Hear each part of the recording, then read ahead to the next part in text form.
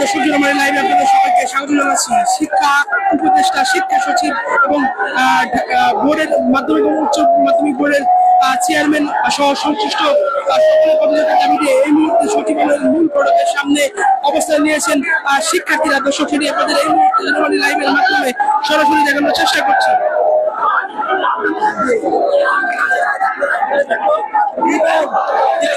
এখানে সবাই আন্দোলন করতেছে, আপনারা দেখতেছেন। কেউ দেশের সম্পদের উপর আঘাত করে না। আমাদের প্ল্যান হলো আমরা দেশের কোনো সম্পদের উপর আঘাত করবো না, গাড়ি কিংবা কোনো জায়গায় আঘাত করবো না, গাড়ি তো আঘাত করবো না। কেন করবো? এটা দেশের সম্পদ, আমরা দেশের সম্পদকে রক্ষা করবো। সুষ্ঠুভাবে আমরা চাইতেছি সমাধান হোক। সুষ্ঠুভাবে সমাধান না হলে যে সিদ্ধান্ত নেবে সে সিদ্ধান্ত নেবে। এখন পর্যন্ত আমরা কোনো ধরনের পদক্ষেপ নেই। দেওয়া হয়েছে, আমাদেরকে বিভিন্ন জায়গা থেকে বিভ্রান্ত করে এখানে এনেছে। আমরা এই মুহূর্তে আমাদেরকে বিভ্রান্ত ছড়ানো হয়েছে। আমাদেরকে এক জায়গায় বলা হয়েছে, আমরা ওখানে গেছিলাম, আবার আমরা এখানে এসেছি। এখানেও আমাদেরকে বলা হয়েছে তোমরা ডিসিপ্লিন মেনটেন করো। আমরা আমাদের ডিসিপ্লিন মেনটেন করতেছি, আমরা যথেষ্ট ডিসিপ্লিন মেনটেন করতেছি। যদি আমাদের ডিসিপ্লিনের মূল্যায়ন না পাই, আমরা আমাদের যা করে তাই করবো, সিদ্ধান্ত আমরা নেব। এটাই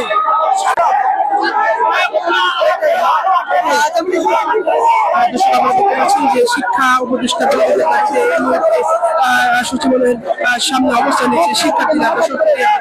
এই মুহূর্তে জনগণের লাইভের মাধ্যমে সরাসরি দেখানোর চেষ্টা করছি। দর্শক আপনারা দেখতে পাচ্ছেন যে এই মুহূর্তে সচিবালয়ের মূল ফটকের সামনে হাজার হাজার শিক্ষার্থীরা অবস্থান নিয়েছেন এবং তাদের এক দফা এক দাবি তারা বলছেন যে শিক্ষা উপদেষ্টার পদত্যাগ তারা চান।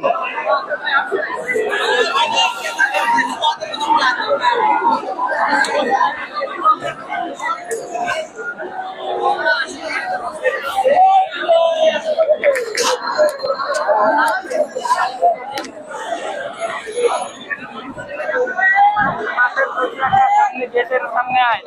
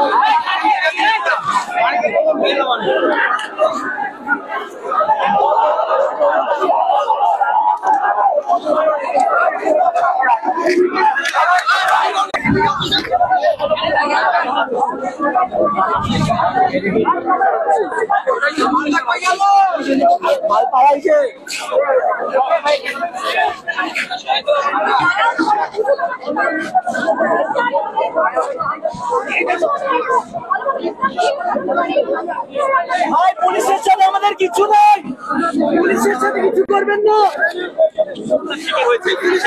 খুবই বাজেভাবে পরীক্ষার হয়তো হচ্ছি, এছাড়া বাইরে আরো বাজেভাবে হচ্ছি। উপদেষ্টা পদত্যাগ করা পর্যন্ত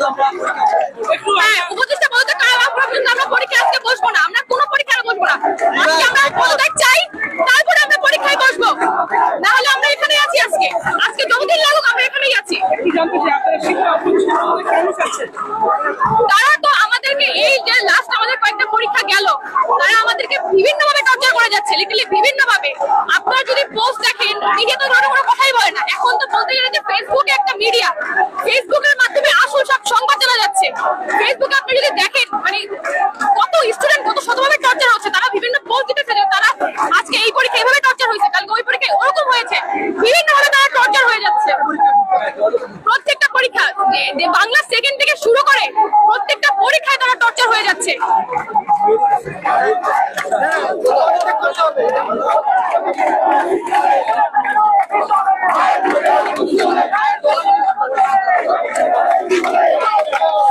দর্শক এবং শিক্ষার্থীরা বলছিলেন যে শিক্ষা উপদেষ্টা পদত্যাগ না হওয়া পর্যন্ত তারা সকল পরীক্ষা তারা বর্জন করেছেন। দর্শক এই মুহূর্তে শিক্ষা উপদেষ্টা পদত্যাগের দাবিতে সচিবালয়ের সামনে হাজার হাজার শিক্ষার্থীরা অবস্থান নিয়েছে। তাহলে কি সে মানবিকতার জায়গা থেকে বলে নাই? তাহলে কি সে শুধুমাত্র চাপের মুখে পড়ে সিদ্ধান্তটা নিল? মানবিকতার জায়গা থেকে না। Education is the backbone of nation. শিক্ষাই জাতির মেরুদণ্ড।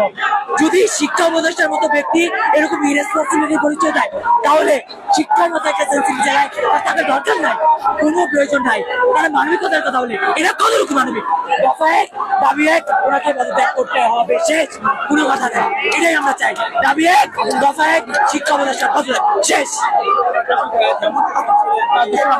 যেমনটি শুনছিলেন যে শিক্ষা উপদেষ্টা পদত্যাগের দাবিতে এই মুহূর্তে সচিবালয়ের সামনে অবস্থান নিয়েছেন শিক্ষার্থীরা। দর্শক সেটা আমরা দেখানোর চেষ্টা করছি। দর্শক এখানে ঢাকার বেশ কয়েকটি শিক্ষা প্রতিষ্ঠানের শিক্ষার্থীরা এখানে অবস্থান নিয়েছেন।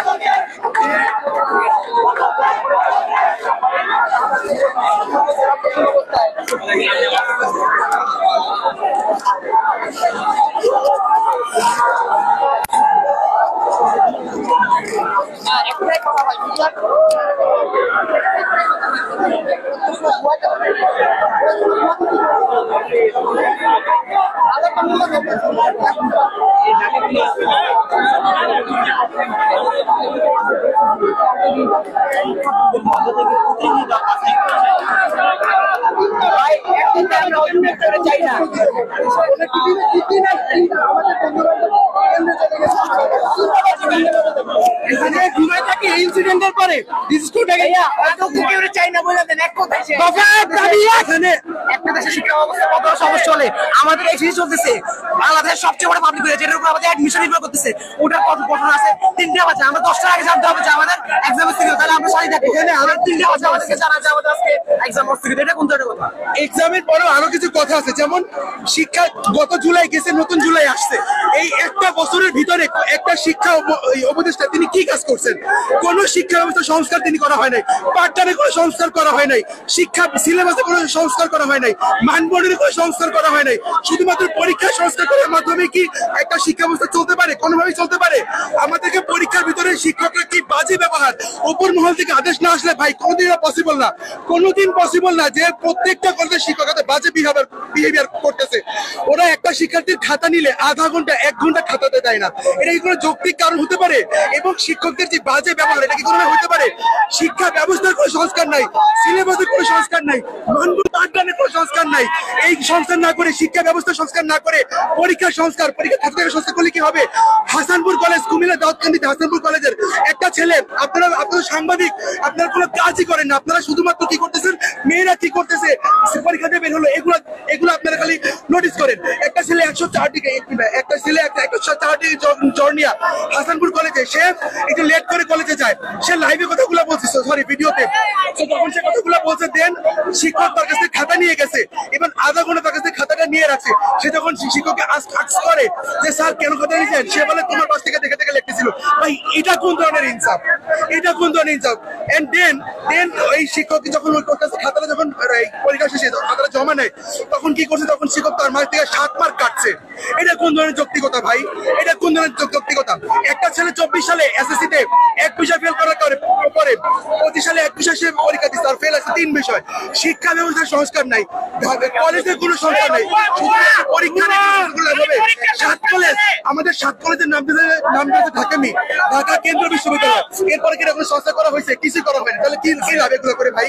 আচ্ছা, আজকে যে আপনারা এখানে এসেছেন, আপনারা কি কারো কথা পরিচিত হয়ে এখানে এসেছেন নাকি? সরি টু সে, আমরা কোনো বিএনপি কোনো এনসিপি, আমি নাম ধরে বলবো, বিকজ আমি কোনো রাজনৈতিক দলের সাথে যুক্ত না। উনি কি বলে আমাদের উত্তর দিবে? উনি ছেলেদের রক্তের উপর দিয়ে বসছে। পুলিশ যখন চিবাতে সামনে থাকতে পারে, বেশি যাও না। কেন কথা হয়?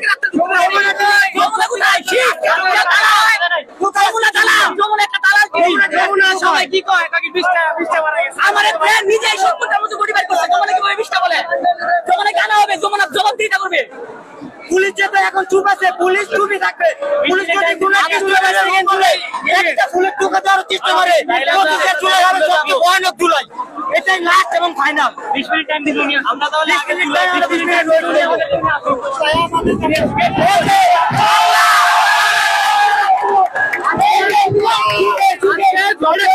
যত বৃষ্টি হোক না কেন, যত যাই বাধা আসুক না কেন, আমরা আমাদের শিক্ষা পদত্যাগ না হওয়া পর্যন্ত আর এখানে যত নিউজ আছে আপনারা সত্যিটা প্রচার করেন, মিথ্যা প্রচার কেউ করবেন না। কথা শোনেন, কোন দেশে কি এটা নিয়ম আছে একটা পাবলিক পরীক্ষা 3টা বাজে বন্ধ করে? এটা কোন নিয়মে আছে? তারা সন্ধ্যা থেকে কিছু বলে না, 12টা পর্যন্ত কিছু বলে না, রাত 3টা বাজে তারা নিউজ করে পরের দিন পরীক্ষা হবে না। আমরা এটা কোন ধরনের কথা, কোন ধরনের সিস্টেম? হাজার হাজার পোলাপান অনেক দূরবর্তী যে পরীক্ষা কেন্দ্র আয়া ফিরে গেছে, তাতে এই এভাবে কিভাবে সম্ভব হয়? এটা শিক্ষা ব্যবস্থা। আমরা সারাদিন কষ্ট করে প্রিপারেশন নিয়ে জানি পরের দিন আমাদের পরীক্ষা। আমরা রাত 3:30 বাজে কেউ কোনো পরীক্ষার দিকে জেগে থাকে, আমরা আমাদের সময় মতো ঘুমায় যাই, সকালবেলা পরীক্ষার কেন্দ্রে যাই আমাদের প্রিপারেশন অনুযায়ী। কিন্তু কেন্দ্রে যাই দেখি কি আমাদের পরীক্ষা বন্ধ। আমাদের কেন্দ্র থেকে আমাদের বাসার দূরত্ব 3 ঘন্টা, ধানমন্ডিতে থাকি আমরা। তাহলে আমরা কিভাবে ওইখান থেকে ফেরত আসি? আর একটা পাবলিক পরীক্ষা রাত 3টার সময় কিভাবে ওরা নিউজ করে যে আমাদের পরের দিন পরীক্ষা হবে না? আমরা কি পড়ালেখা করি না? ফলাফল দেখছেন, কান্না করে বলতে আছে যে আমি 11টা সাবজেক্টে জিপিএ পেয়েছি, আমার একটা ফেল আসছে। আমরা এমনও দেখতে আছি যে আমাদের পরীক্ষাটা খাতা দিয়া ফলাফল টিকটক করে সোশ্যাল মিডিয়ায় ছাড়ছে। এটা কোন ধরনের নিয়ম, কোন ধরনের আইন? আমাদের একজন শিক্ষকের খাতা টিকটকারের হাতে কিভাবে যায়? তার মানে আমাদের পরীক্ষাও হয়তো আছে যে এটা নামে পরীক্ষা, খাতার মূল্যায়ন নাই, টিকটকারের খাতা দেখতে আছে, সোশ্যাল মিডিয়ায় ছাড়তে আছে। এটা কি একটা দেশের কোনো এডুকেশন সিস্টেম হতে পারে? বিশ্বের কোন দেশে এই সিস্টেমটা আছে আমাদের দেখা? আর আমাদের আজকে শিক্ষা উপদেষ্টা এখানে আসবে, আমাদের সাথে কথা বলবে, এমনকি আমাদের দাবি যদি না মানে তাই এই পদ থেকে পদত্যাগ করে দিতে হবে। তাই তিনি যদি সেটা করতে ব্যর্থ হয় তাহলে আজকে এখান থেকে একটা স্টুডেন্টও বাসা পাবে না। দরকার হয় আমরা সারাদিন রাত এখানে থাকবো। সাধারণত যশোরে, সেই যশোরে যদি না দিই, এখানে একটা লোকালয়ের মাঝখানে একটা শিক্ষা প্রতিষ্ঠান, এত ঘনবসতিপূর্ণ একটা জায়গা, আমাদের অবস্থান কেন? আমাদের অবস্থান হচ্ছে লাস্ট মারা গেছে 200+, তোমরা বলছে মাত্র 12 জন। ঠিক আছে, 12 জন বলছে। আমরা অবস্থান কেন করছি? আমাদের প্রথম দাবি হচ্ছে শিক্ষা সচিব, শিক্ষা উপদেষ্টার পদত্যাগ। রিজন কি? তারা রাত্রে 3টা বাজে 2:45 মিটিং করে, তারা তথ্য প্রতিমন্ত্রীর সাথে, তারপর হচ্ছে ক্রীড়া প্রতিমন্ত্রীর সাথে, আসিফের সাথে। 3টা বাজে তারা কি বলে? পরীক্ষা স্থগিত। কেন ভাই? সারাদিন তারা কি 15 মিনিট সময় কি তাদের কাছে সারাদিনে ছিল না? বিমান বিধ্বস্ত হইলো তো দুপুর 2টা থেকে 3টার মধ্যে, দুপুর দিকে। নেতা হয়ে গেছে, আমেরিকা দৌড়াইছে নাকি কর্মীটাল হসপিটালে দৌড়াইছে? কোন খাতেই তো তাদের দেখা যায় নাই, কিন্তু তাদের সবকিছুতেই কিন্তু আমরা তাদের পাশে ছিলাম। আজকে আমাদের ভাইদের বোনদের রক্তে জড়া যে রক্ত ঝরছে, রক্তের বিনিময়ে তারা এই পদে আসছে, অথচ তারা আমাদের পাশে নেই। এই যে এক একটা নিউজ বের হচ্ছে যে লাশ গুম হচ্ছে, হ্যান হচ্ছে, তেন হচ্ছে, তারা এরা সুস্থ কোনো তদন্তই করছে না। কেন সাংবাদিকদের গতকালকে ভিতরে উঠতে দেওয়া হলো না? কেন? আমি জানতে চাই। সাংবাদিকদের তো অধিকার আছে, সাংবাদিকদের তো অধিকার আছে। আমরা সাধারণ জনগণ, আমরা না গেলাম, তাদের তো অধিকার আছে ভিতরে যাওয়ার, তাদের তো যাচাই করার অধিকার আছে। যাচাই করতে তাদেরও ঢুকতে দেওয়া হয়নি। সে আমাদের শিক্ষার কত পরিমাণে অবনতি, রাইতে 2টা বাজে কেন সে এই আবার সেই পোস্টটা সে নিজে করেন নাই, সে ক্রীড়া মন্ত্রী দিয়ে করেছে। কেন সে শিক্ষামন্ত্রী না? ঠিক আছে, বলতে চাই, আপনি শিক্ষামন্ত্রী, আপনি আদৌ শিক্ষামন্ত্রী না। আমরা যথেষ্ট আপনাদের ঠিক আছে, সে কি শিক্ষামন্ত্রী নাকি? সে কেন পৌঁছবে? এখন আমরা আপনাদের পক্ষে নেই। সে যদি শিক্ষা সচিব আর শিক্ষা উপদেষ্টার পদত্যাগ না হওয়া পর্যন্ত আমরা কেউ বাড়ি ফিরবো না। আমরা এখানে আমাদের এক দফা